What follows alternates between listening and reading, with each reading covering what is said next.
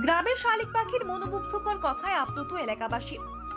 বাবা মা শীষ দেওয়া এটা প্রতিদিনের রুটিনের ব্যাপার। ইচ্ছে হলে মাঝে মধ্যে গানও শোনায়, তবে তার পাশ দিয়ে রাস্তার লোক গেলে ঝগড়া করতে নাকি ছাড়ে নাই শালিক পাখি। হ্যাঁ, এমন ঘটনা ঘটেছে দক্ষিণ চব্বিশ পরগনা জেলার পাথর প্রতিমা ব্লকের দুর্বাচটি তৃতীয় খণ্ড গ্রাম পঞ্চায়েত এলাকায়।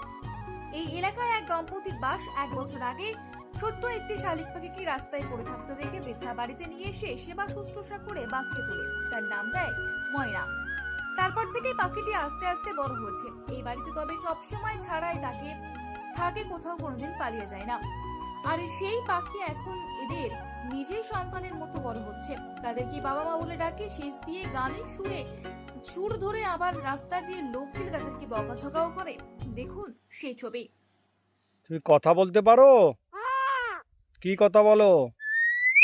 শাঁখ বাজাতে পারো? বলো বাবা। মা বলো। ডাকো, গোপালকে ডাকো।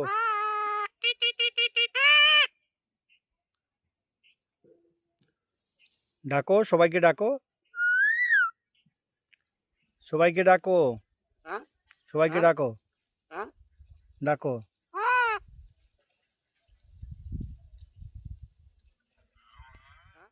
1 বছর।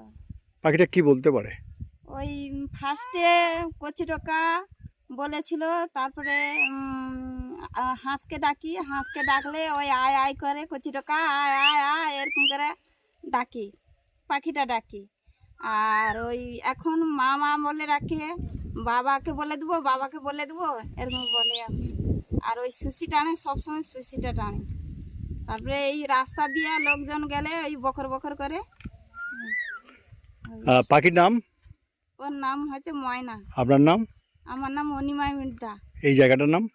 এই জায়গাটা ওই তৃতীয় ঘন্টা, এই পাখিটা কি কথা বলতে পারে? কথা বলতে পারি, ওর জ্বালায় আমরা রাস্তাঘাটে যেতেই পারি না। কোথায় যাচ্ছ, কেন যাচ্ছ, শীষ দেবে, ডাকবে, কোথাও বার হতে দেবে না। ওর গান শুনলে অবাক, বাবা মা সবাইকে ডাকবে এক ধার থেকে, আবার গান করবে শীষ দিয়ে দিয়ে। ও আবার মানে ওর ইয়েটা জানতে গেলে ওকে ভালোভাবে ওকে যত্ন করে রেখে ওর কাছে বসেও সব কিছু শুনতে হবে।